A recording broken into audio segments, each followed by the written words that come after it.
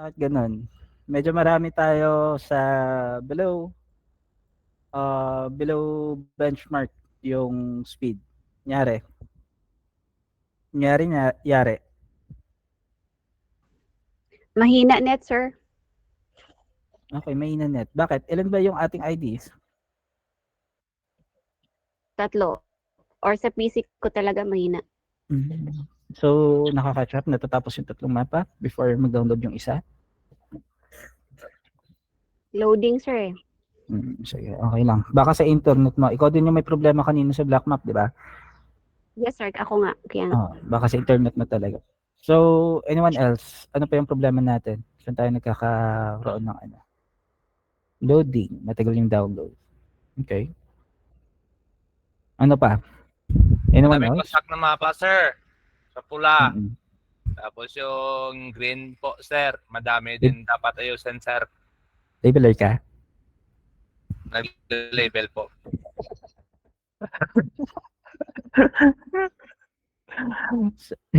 So, ayun, gusto ko makita rin yung malaman din yung insights ng mga ano natin, mga labelers natin na affected dun sa mababa yung speed. Nagfa-fluctuate dahil sa net. So, okay. So, internet speed.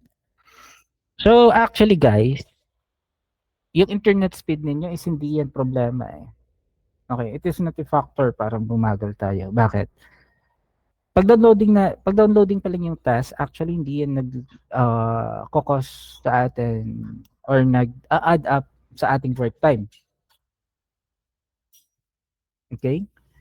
So every time na may ginagalaw tayo sa mapa, doon lang po gumagalaw yung ating work time. Kapag tinititigan lang ninyo yung mapa ninyo, hindi din yan mag-add up sa inyong work time. Not unless kung gumagalaw kayo, nagde-drag kayo sa map, nagle-label kayo, etc. Shifted, sir, na existing. Okay, shifted na existing. Bakit? Ano yung problema na Naomi?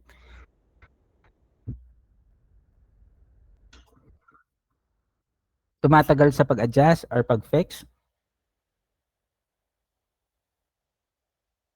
Okay, sige. So, try natin mamaya na i-resolve yan. Ano pa? Anyone else?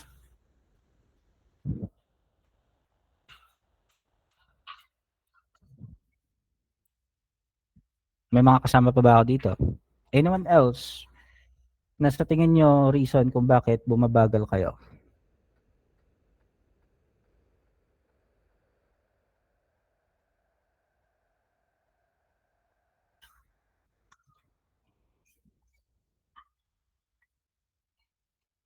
Kasi labelers, may problema tayo eh. Kung for example, sobrang bagal natin. Like, eto, kakakuha ko lang ng output nyo ulit.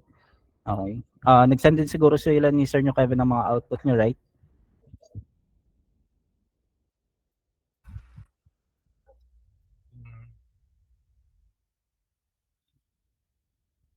So, dito tayo madadali sa speed natin. Kapag mabagal tayo, tapos medyo may kalakihan yung ating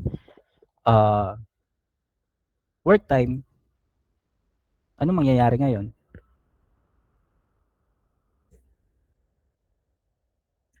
Ano yung possible result kapag mabagal tayo tapos or malaki yung work time natin tapos konti lang yung ating features or nagawang maps? Maliit kikitain. Okay, maliit yung kikitain. Okay, yun yung iniiwasan natin labelers sa part ninyo. Lalo na at, ayun, yung iba sa inyo, hindi ganun kalaki yung sinasahod. Diba? May malaking mga mansion, residential, sir, tapos standard BR. Hindi naman problema yun if that's the case. Jane, kasi one building pa rin yun. Even though it is sabihin na lang nating bahay yun ng mga mayayaman, that is still a residential house. Okay, so we do not have to do multi-layer for those buildings. We just have to draw them as one. Ano technique sa speed? Okay. For the speed kasi, actually tinuturo namin sa inyo, tinuturo ng mga leads ninyo. Alam ko tinuturo yan ni Sir Kevin. Okay? Isa din si Sir Kevin sa mga nagturo sa akin before. Actually, hindi nyo kailangan mag-overthink. Okay? Kasi yung iba sa inyo, alam natin naman na hindi ganun kabilis yung mga kamay ng mga kasama natin. Hindi lahat ganun kabilis yung mga kamay. Diba? Tapos yung iba, nag-overthink kung gagawin ba, aayusin ba or hindi. Tapos at the end of the day or at the end of the label, yung ending is mali pa yung gawa. Diba? Try to follow na lang yung comment or yung turo sa inyo. Kasi hindi rin naman kayo tuturuan kung mali yun, di ba? So mamaya later on magta-try tayo mag-pull ng mga task. So paano ko ba ito ma-send sa inyo yung speed ninyo? Sir Kev, isasend ko na lang to sa'yo. Ikaw na lang magpaano. Isasend ko na lang sa'yo. Ano? Ha? Hindi, Ano? ilalagay ko na lang pala sa Gmail. Sorry. Okay. Para at least makita nyo yung improvement. Compared kanina, nung nag-send ako sa ngayon. Nasend ba to ng mga leaders ninyo, yung output na binigay ko sa kanila? Iba. Ang iba, araw-araw naman kita nila speed nila. So, sa akin, wala naman sila problema. Tinitignan lang din naman nila eh. Divide 1K lang naman. Divide R and ano lang. Ano lang dyan ah. Wala ko naman. Na-blanco. Okay, saglit lang guys ha. So, asan na tayo? Nasa 5 na pala ako.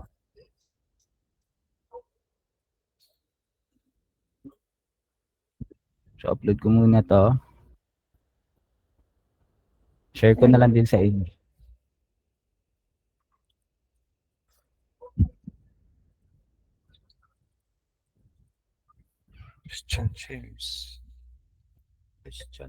Actually, hindi 1K yung benchmark natin. Pero as much as possible, gusto namin na kahit papaano po is lumagpas kayo sa required benchmark.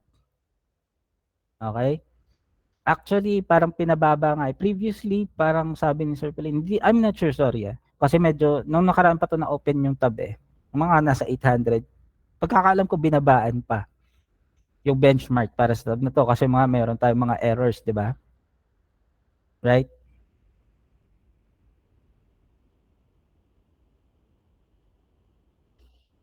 So, ayun. Saglit lang ha.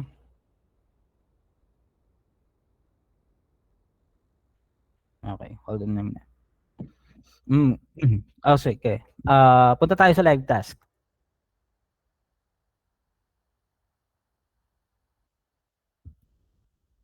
Okay. So, anong problema ng mga labelers natin sa live task? Yung mga malalaki, mga shifted, yung mga malalaking building, yung mahingi ng mga technique para sa speed. Okay. So, ayun. Para sa speed po natin, actually, hindi po natin kailangan masyadong mag-redraw. We can just simply edit those buildings. Para ma-edit po natin, yung kailangan natin at first masaulo yung mga tools na ginagamit natin. Your tools are your weapon Okay, so depende na lang sa inyo kung saan nyo gagamitin yun. So, dapat sauluhin nyo yung mga tools. Mga basic tools natin, mga basic actions, mga merge, cut, add lines, deduct lines, mga ganun. Simple lang naman yun Tapos, dito sa building repair or building, forest, water, repair, update, project, ang haba, di ba? Natin. Dalawa lang naman yung pagpo-focusan talaga natin dito. Okay? Kasi konti lang konti lang yung makikita nating error sa water which is na-label sa ground. Tsaka yung bridge, konti lang din makikita nating bridge pero yung problema kasi nami-miss pa yan minsan. Okay? So magfo-focus muna tayo sa building tsaka existing. Ano ba pagkakaintindi niyo sa building repair?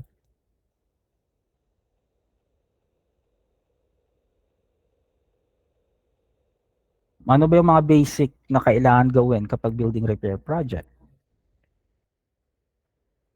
Tao po. Tulog na ata yung iba dito. Yuhu! Okay, repair the structure. Okay. Tapos, sa ating kulay green na bahay is update. Excuse. Actually, kahapon sinabi ko sa inyo na 5 pixel tayo. Pero sa totoo lang, 6 pixel errors tayo. Bakit? Kasi may mga labelers din tayo na mga gugulang which is hindi na masyadong tumitingin ng mga errors na yan. Hindi inaayos yung mga errors natin. So, medyo binabaan ko konti sa inyo yung pixels. Okay? Pero sa totoo lang, ayun, 6 pixel yung ating error allowance para sa tab na to. So kapag napasok sa inyo yung mapa na kagaya nito, at first, turn off the water, turn off the forest, turn off the bridge. Hindi kayo pwede mag-label na ganito. Pwede kayo mag-label, pero maguguluhan kayo kapag ganito yung itsura ng mapa. So turn off the forest. Click F3. Okay? Tapos delete natin yung mga grounds. Hindi niyo kailangan din i-check or ayusin lahat-lahat ng mga kulay green na to. Okay? Only check for big errors. Like for example, kagaya niyan. Move. Add tayo lights. Adjust ko lang konti, napasobra ako. And hindi nyo rin kailangan sobra ng zoom in. So, later on, turo ko sa inyo. Adjust nyo lang to, yung mga nagbago or may mga significant changes sa mga buildings na kulay green. Move lang natin yan ng konti. You can ignore simple errors. Alam ko may mga checkers tayo na stricto na parang mga naka-magnifying glass. Diba? Pero hayaan nyo sila. Huwag nyo silang pansinin. Kung alam nyo yung tama yung ginagawa nyo, you can simply ignore their comments. Hindi nyo kailangan sundin yun. Not unless kung tama naman yung comments nila. So for this map, tapos na tayo dyan. That only took me around less than 2 minutes kasi kanina ko pa ito na-download. So submit ko to for now. Tapos yung iba sa atin, may mga kasama tayo dito which have been working for around, sabihin na lang natin ito. Sanda. Eto, Tinkerbell, 3 hours. For the 3 hours na work ni Tinkerbell talaga, meron siyang 253 maps. Yung speed niya, hindi pala, sorry, baliktad. Eto pala. So eto, dito tayo sa mga mababagal. Okay? Hindi naman sa pinapahiya ko kayo guys. So, let's face the reality lang. Eto, FP Luis, 5 hours. So 5 hours na FP Luis, meron siyang feature na 683 features. Meron siyang speed, he or she can work for at least 122 features sa loob ng isang oras. So sa tingin nyo, sa loob ng 5 oras na trabaho ni Luis na to, ilan na yung na-earn niya? Kung sabihin na lang natin 800 yung features for 75 pesos. Para lang yan sa building repair, para lang yan sa building repair. Kasi yung existing po, iba yung ano natin sa existing, iba yung benchmark natin doon. Na alam ko na-explain ko yung nakaraan. Sa loob ng ilang 5 oras, isipin na lang natin, ayun, 800 features per 75. Magkano lang yung kinita ng isang yon? Guys, patulong, bobo ako sa math. Hello? Ha? Kalkulo mo na sir, di din ako marunong mag-math eh.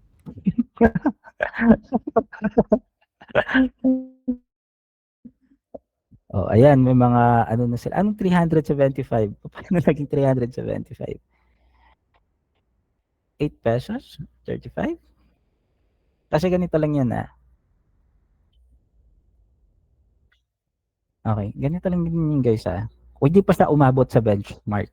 Okay, sabihin na lang natin 800, di ba? Hindi pa siya umabot sa 800 features sa loob ng 5 oras. Wala pa siyang 75 pesos. Diba? At kung gusto niyo maka 75 pesos, kailangan niyo pa mag-work for at least sabihin na lang natin siguro mga nasa sa 7 hours. So 2 oras pa yung kulang niya, 7 or 8. So lugi kayo kung ganun yung speed niyo, am I correct?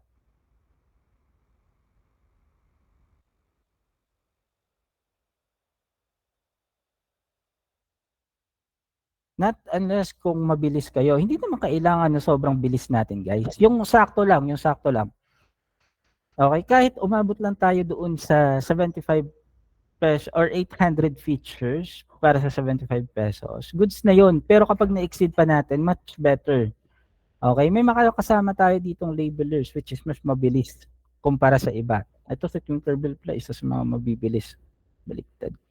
So, she can finish at least 11,000 features per hour. Baliktad natin. Mali pala. Eto, T-Romer, sorry. May T-Romer. idol! Oh. Woo! T-Roamer, isa sa mga autopassers. So, kaya niyang tumapos Oo, totoo. ng 2,400 features sa loob ng isang oras. So, sa inyo, sa tingin nyo, magkano yung in-earn niya per hour? Pero work time niya, sir. Work time niya is around 23 hours. 23 hours, siguro tag 10 hours to a day. Kasi nito lang naman nung nakaraan na naman nabalik yung tab na to. Sabihin na natin mga more or less 2 oras.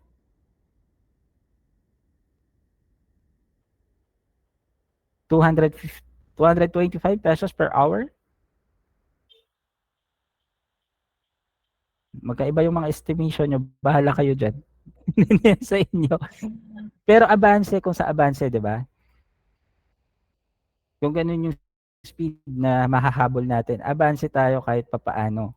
So, eto yung mga target natin. Dito tayo dapat mag-excel sa speed natin. Kasi hindi pwedeng mabagal po tayo. Did you get my point? Meron pa dito, mas malaki. Yan. Konti lang naman. Wala yan. May mga, hindi pa yun yung pinakamalaki ha. Meron pa dito. May mga tag 3,000 per hour features. Yung kaya nila. Yung mga legit na atang autopasser yan. Kung magbe-base na kayo sa 1K na benchmark, okay? So, paano mo natin mapapabilis to? Actually, kagaya ng sabi ko, hindi niyo kailangan mag-overthink. Dito, minsan bumabagal tayo sa mga kulay green na buildings. Guys, isipin niyo yung mga kulay green na buildings na to, this is just bonuses. Okay, bonus lang po to. Kasi medyo may kalakihan yung ating benchmark sa mga mapa na to. So, hindi po natin kailangan magtagal. We have to at least stay here for at least mga siguro 1 or 2 minutes lang para sa mapa na to. At saka kapag tinititigan ninyo yung mapa na ganito, edi gumagalaw yung inyong work time. Sa totoo lang. Not unless kapag gumalaw kayo, meron kayong movement sa mapa. Ida-drag nyo yung map, kagaya niyan, magle-label kayo or magdi-delete kayo. That will be counted at per second. So hindi po natin masisisi yung internet connection, mahinang downloads, mahinang submissions, etc. etc. Kasi galaw po natin mismo yung pinagbabasehan sa speed. Did you get my point?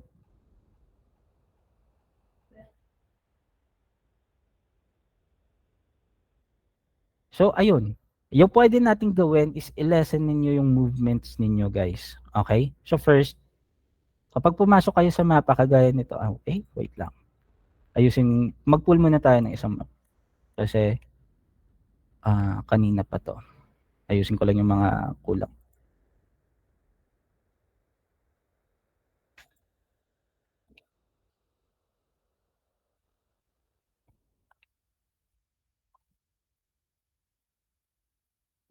Submit muna natin to.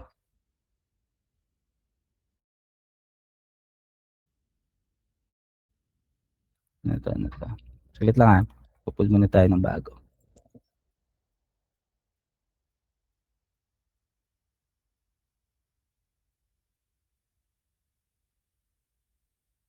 Mabagal ngayon downloading.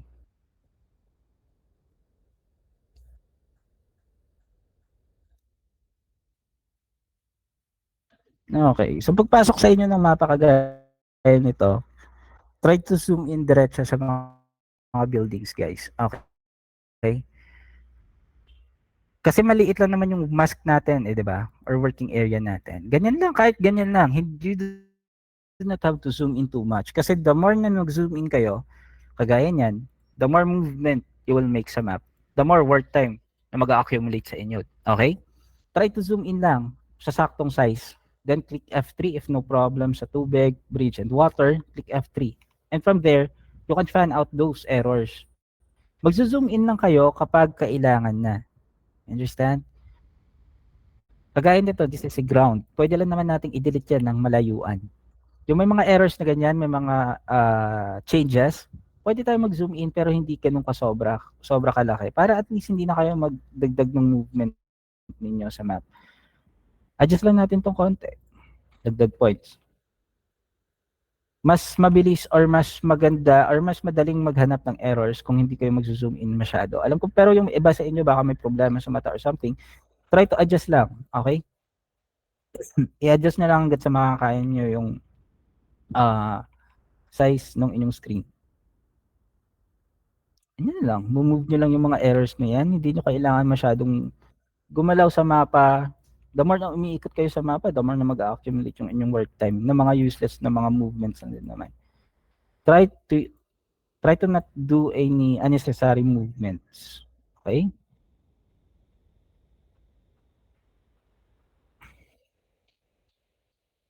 So ayan, tapos na tayo. Iniwan ko to. Sorry. Iniwan ko yung maliit na error na to. Bakit? We have at least 6 pixel error allowance. 1, 2, 3, 4, 5, 6. Okay, pasok siya sa 6 sa bagay. Pero maliit na rin naman eh. At saka hindi nagbago yung bahay. The building didn't change. Okay? Walang may na-add na parts sa bahay na to. Okay? Siguro may puno dito before, previously, kasi maraming puno. Natabunan lang yung area na yan. Pero it doesn't mean nag-change yung bahay na yan. So you do not have to fix for those errors. Okay? Lessenin nyo yung mga activity ninyo sa map. Lalo na yung mga, ayun, unnecessary editing natin. Same goes with this part right here. Ito, yung part na to, hindi naman to nagbago eh. Natabunan lang yan previously. Lumuwag-luwag kasi kayo. Huwag kayo masyadong mag-edit kung hindi kinakailangan. You can ignore for those errors. So for this map, ayun, submit na natin, tapos na yan. Ito sa mga green na building ito ha, kasi masyadong marami yung mabagal dito kasi iniisip nila na this is a building repair project. Keep in mind guys na yung mga kulay green na bahay na to, it is a update project. You do not have to merge for this kind of buildings or residential houses. Yung mga big buildings, isa pa pala to, sorry. Sa mga big buildings naman natin, na mga existing, actually hindi nyo kailangan gawing multi-layer yung mga hindi naka-multi-layer na big building. All you need to do is to find out kung may mga nagbagong parts sa big buildings na yon.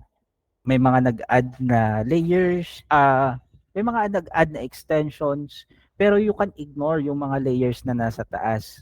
Okay? Hindi niyo kailangan i-cut, hindi niyo kailangan i-group.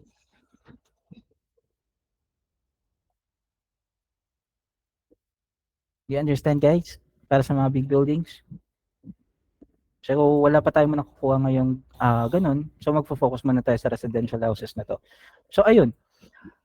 Try ninyo block per block kagaya nito. I-zoom in nyo lang hanggat sa makakita ninyo yung bahay. And then from there, try to fix those errors. Okay? Use repair tools for that. Use letter X or add point, deduct points 1 or 2. Madali lang naman i-edit to eh. Ganyan lang. Ito you can ignore for that. Ito, siguro ito lang yung using ko. Tapos, sige, dadrag na lang din natin yan. For the quality sake. Move tayo dito sa block na to or block na to. Ito naka multi-layer so we can ignore for that. Ito, tent lang naman yan. Hayaan na lang natin. Hindi ninyo kailangan maging sobrang strict para sa mga tawag na to. Existing buildings na to. Ito ground, delete natin yan. Ito, may missing part. Adjust lang natin. And from there, we are done actually. Tapos na tayo para sa mapa na to. Ganyan lang. Pasa. Tapos, kung makakita man kayo ng checker na sobrang strict yung comment, sabihin niyo sa akin. Pipitikin natin sila. Kasi hindi rin naman pwede na gugulo yung labeler side kung ganun eh. Ito, mga ganitong building. Oh, ayan. Click F4. So, let's check kung saan tayo nagsimula. 1:30. 4 seconds. Click F3. Turn off natin yon. Ito, mga ground to. Mas madali ito kung gaganituin ko. Delete, delete, delete, delete, delete. Tapos na yung part na yon. Ground pa rin. Cut, delete. Ito ground, delete natin yan. No significant changes sa mga buildings. Wala namang mga nagbagong parts. Walang may na-add na extensions. Ito, kulang lang yung ano dyan. Label kasi may puno or something natabunan before. Ito ata isa. Label natin, move konti. Tapos, diba? Less than a minute. natapos natin yung mapa. Pasa. This one. This is a building repair naman. Okay? So 25 seconds. So anong gagawin? Same pa rin. Turn off the forest. Click F3. Delete that. Merge this one. May konting error dito. Ayusin lang natin. Di natin kailangan din ng perfect quality sa building repair. Meron lang din tayong 6 pixel error allowance dito. Pareho lang din sila nung existing natin. Ground, delete that, delete natin to. Ito, wasak. So, ayan, delete na natin para mas madali. Then tayo magre-redraw. And then, move lang natin yung part na which is kulang. Ayun, tapos na tayo. So, ayun, less than a minute din. Tapos na tayo sa mapa na to. Pasa. Lipat sa kabila, another building repair map. Click F3 kasi wala akong nakikitang water, wala akong nakikitang bridge. So now, let us delete lang yung grounds at first. Add tayo linya sa mga kulang. Missing part. Just use letter X tool. Delete ground. Merge. Adjust natin 3D. Adjust natin to. Fix that. Adjust natin 3D again. Ito hindi naka-right angle. So, konting ayos lang. Merge. Delete ground. Merge. Ito may ground. Adjust lang konti. Okay na yan. Fix. Cut. X. Kung hindi useful sa X ninyo in reality, dito sa Ginger, useful po siya. So, gamitin ninyo palagi kung kayo nakailangan dahil ginamit din kayo dati. As you can see, less than a minute, tapos na rin ako. Diba? You can submit that na.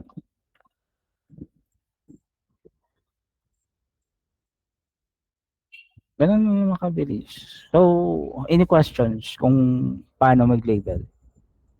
Labelers.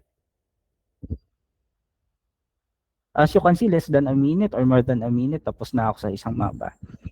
So kung gano'n, sabihin na lang natin 2 minutes ako per map. Ilang map pa magtatapos ko sa loob ng isang oras sa tuloy-tuloy na pagtatrabaho? If ever tuloy-tuloy yung trabaho ko. Bopos ako sa math, pakitulong. 30? So, ilang minutes ba sa isang minuto? Sa isang minuto sa isang oras.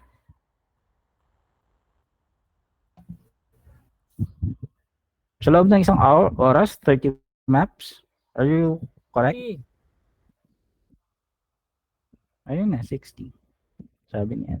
60, so divide natin sa dalawa, sabihin natin 2 minutes ako sa isang mapa. I can finish 30 maps sa loob ng isang oras.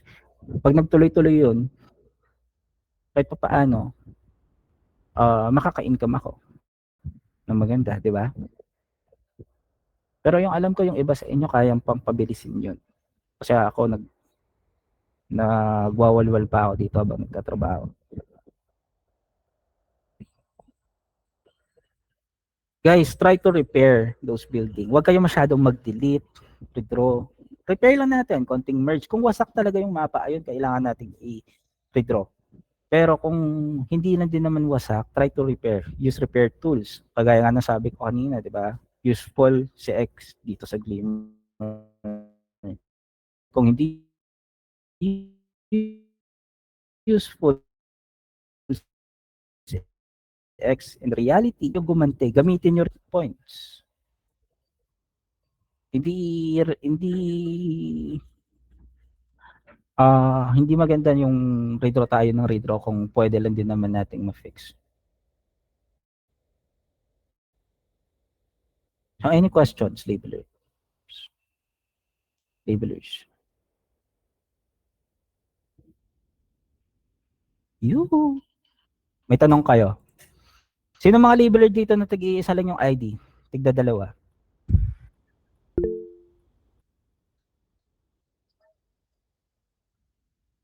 Kasi nakita ko rin naman talaga na medyo may pagkabagal yung ating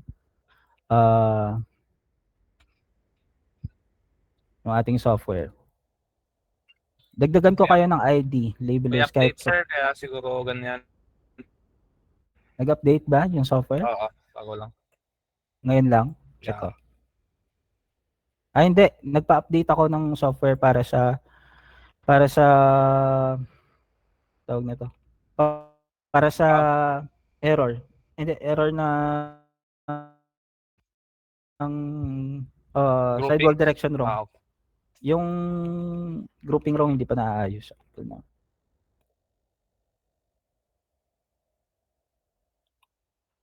Kung natatamad kayo or mag-zoom in, zoom out, medyo mabagal yung mouse ninyo, pwede rin kayo mag-click dito. Asan ba 'yun? Ito, zoom to file. Ayan. Right click nyo lang itong nasa taas. Valid software nga. Wait lang.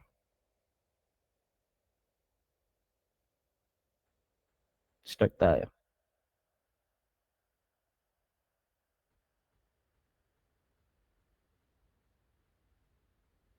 Lang update ako.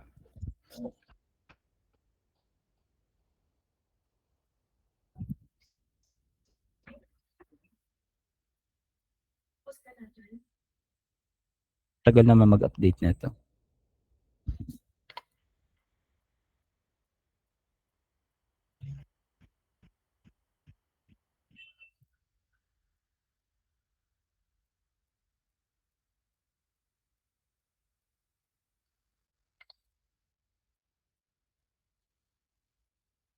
Ayun. Like I said, kung medyo tamad kayo, kasi pagpasok ng mapa, ganito yun. Di ba? Mag-zoom in pa kayo, medyo may katagalan. Para mas madali kayong mag-zoom in, pumunta na lang kayo dito. Ito, isa may pula na to, SHP. Sa baba ng task, zero new. Right click for that, and then click to zoom to file. And then, papasok kayo diretso sa mapa ninyo. And then, you can start working na. Ano nga gagawin ko? Papasa ko ito. Ayun. Zoom to file and then try to fix, delete ground. Kung maliit na din naman yung mapa, hindi nyo, at some point, hindi niyo kailangan mag-turn off ng water tsaka forest. Kung sa tingin nyo sanay na kayo, you can leave it as it is. Pero for starters, I suggest turn off nyo talaga kasi baka magalaw ninyo yung forest.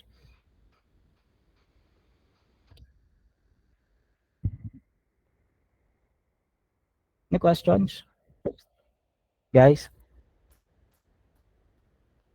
Nana? Out tayo? Sino yung mga tigdadalawa yung labeler ID? Pakilatag po yung inyong email. Lalagyan ko kayo ng extra IDs.